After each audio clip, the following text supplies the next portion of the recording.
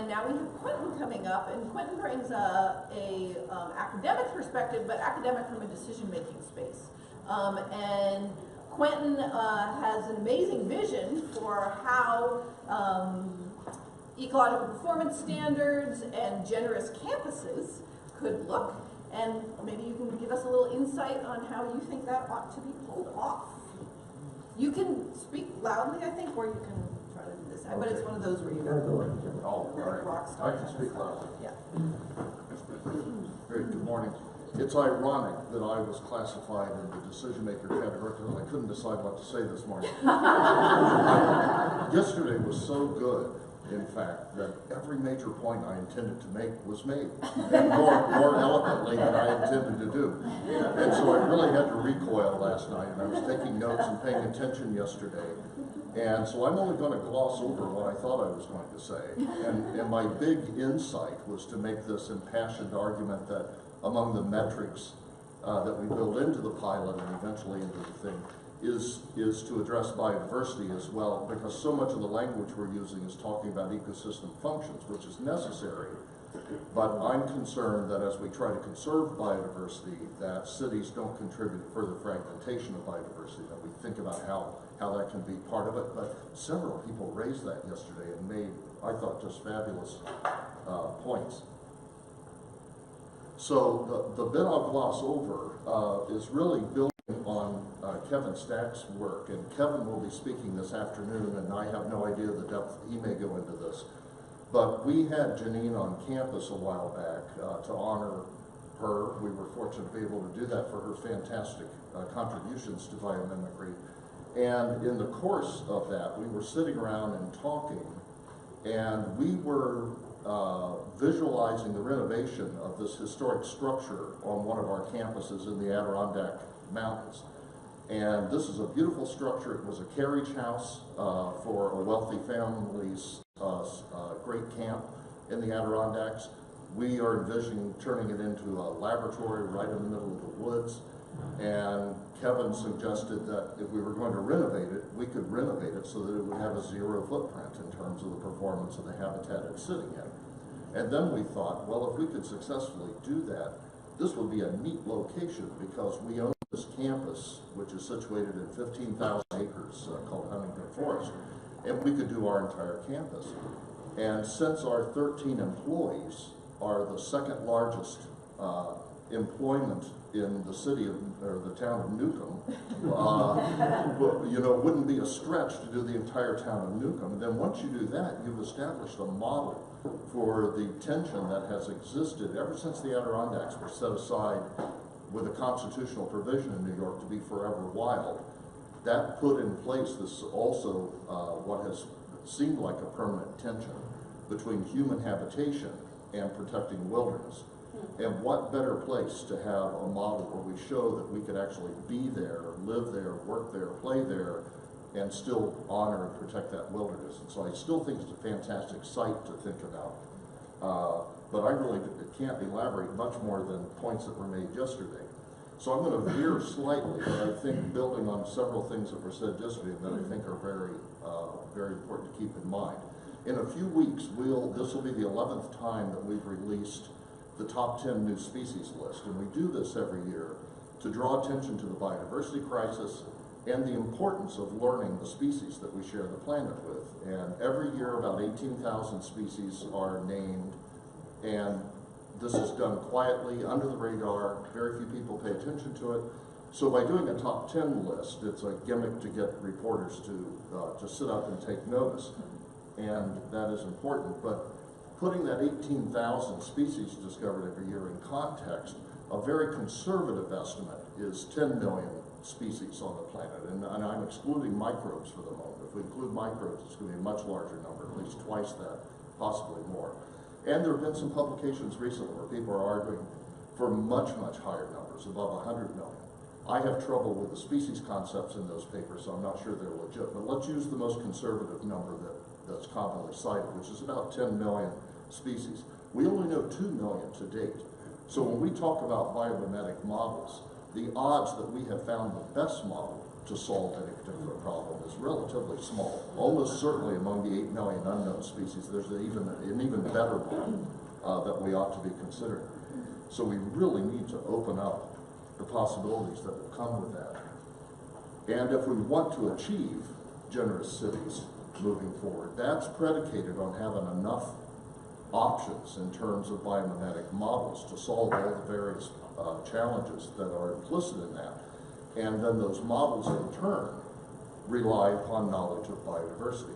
And we're not progressing in building that knowledge base fast enough to provide the models, to provide the options for decision makers to use to actually make the generous city model possible. I think we also have to think in terms of being generous to future generations. By completing an inventory of Earth species, we pass 2 things forward. One, it empowers us to be better at conservation, because if we don't know what's there, it's pretty hard to save it. And even more hard to have metrics to know if we're succeeding in our efforts to save it. So by completing this inventory, we can do a better job passing a larger amount of biodiversity forward to future generations so that they can generate more biomimetic models from that and solve more problems, many problems we can't even envision. And in accumulating that knowledge, we also assure that it doesn't disappear. In other words, species that do go extinct in nature, and unless we change something dramatically, the odds are, maybe the best study I've seen projecting this estimates that in 300 years, which is no time at all in geologic or evolutionary timescales, in just 300 years, we will have reached an official mass extinction event. That means 70% of all the kinds of plants and animals will be gone in just 300 years. But I'm hoping conservation reduces that number, that we don't actually reach that level, we lose fewer.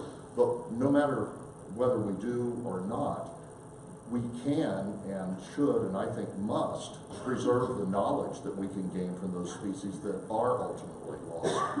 And by making natural history observations in the field, by collecting and preserving specimens in museums and herbaria, we can continue to learn biomimetic models from extinct species for millennia to come. And so this is something, a gift that we really need to pass on to future generations. Someone even scooped my Half-Earth book cover yesterday. It was uncanny. But I have been working with the Wilson Biodiversity Foundation on the taxonomic angle of completing an inventory, which is essential for the Half-Earth model for 2 reasons. Wilson's view, and the reason he chose 50% of the planet, is that based on area and species diversity predictive models, if we were to set aside 50% of the surface area of the planet, his estimate is that 85% of the species on Earth living today could persist. And that's a pretty good compromise. But what became immediately obvious to me, and this is through several years of thinking about biomimicry, is that the only hope of doing that, of having humans be content and generous enough to stay on their half, is if we have sustainable options so that we can comfortably meet human needs on our half. And we're not tempted to impinge on the half that we're setting aside for biodiversity. And I want to comment on the language yesterday, and it struck me, while talking about ecological services is absolutely necessary, I mean, it's literally the basis for our existence. So it's necessary, but it's not sufficient to justify conserving biodiversity. You can imagine a future in which we technologically find ways of cycling nutrients, of cleaning water, cleaning air, and so forth. Or you can imagine genetically engineering a super plant that would perform all the functions a whole ecosystem does today. And I think it's dangerous to set the goalpost being ecological services. There are imaginary ways we could do that without biodiversity. And there are many other reasons to want biodiversity. First among them, I would argue, is biomimicry, because it's our best hope for the future to have options for making decisions. But it also is the only evidence we have of our past. Everything that makes us human is modified from earlier species. all the way back to the first single-cell organism. We'll always want to know who we are as a species. We'll only be able to answer that if we preserve enough biodiversity to study it. And I'm getting clues here that I'm running out of time, so I'm going to be quick. Another point I wanted to be sure to make is that, again, using the language of ecology is important because it gives us measurable metrics of performance, and that's good. But we shouldn't forget either the lessons of evolution. Life has persisted and diversified on this planet by maintaining diversity, so that no matter what changes in the environment happened, there was this range of options open to life to respond. Some died off, some survived and thrived and were fit under those new conditions. We have to make exactly the same approach. It's not enough to have biomimicry that works today. We have to have enough biomimetic options so that we can quickly adapt to unpredicted changes that come in the future. And I want to comment also from things said yesterday. It struck me in some of the talks that there's a hubris in humans, and it's the same one that was evident in that 1930s vision of cities. And we have to be careful and deliberate that we don't let that same hubris taint the future we're planning now. And an increasing number of authors you read when you talk about natural history have waved the white flag and given up and said that the whole concept of wilderness is gone, it's outdated. The human footprint is so wide on the planet now that the future is one in which humans manage the planet. That, to me, is the most frightening future I can imagine, because history teaches us we're lousy managers of everything. And so we need a fundamental mind shift away from thinking that we're the keepers of the planet and we're going to manage it, to understanding how the biosphere works and trying to be part of the rhythm of the biosphere rather than trying to manage it ourselves. And to make that happen, we have to fundamentally reset our understanding of our relationship to the natural world. And to do that, we need to bring in the humanities. We need to build partnerships in lots of other disciplines, because fundamentally we have a value problem. We're anthropocentric, and as long as we meet our needs, we're sort of willing to let nature pay the price. And we have to really examine our individual ethics and our societal ethics to make sure that we're willing to do what's necessary to preserve biodiversity. And so I just want to conclude with 2 points. One, taxonomy is the rocket fuel for biomimicry, and biomimicry is the rocket fuel to build the sort of future that we've been talking about. Thanks.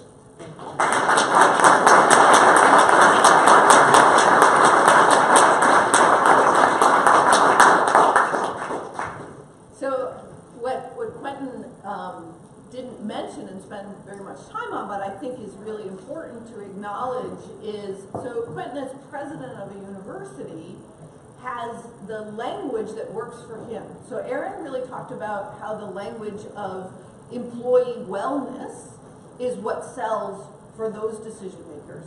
The language that works for Quentin as a decision maker is this story of biodiversity, this story of the relationship of how humans fit in with nature. Yeah, I get that. Can we be wild in this forest? Can we be wild on this landscape? Can we be part of? And what does that mean? And how do we fit? And I think that language piece is so important for decision makers.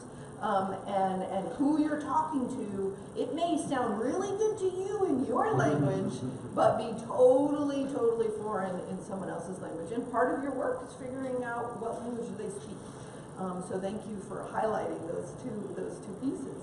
And can we have well employees and well ecosystems and well biodiversity, right? It should be and.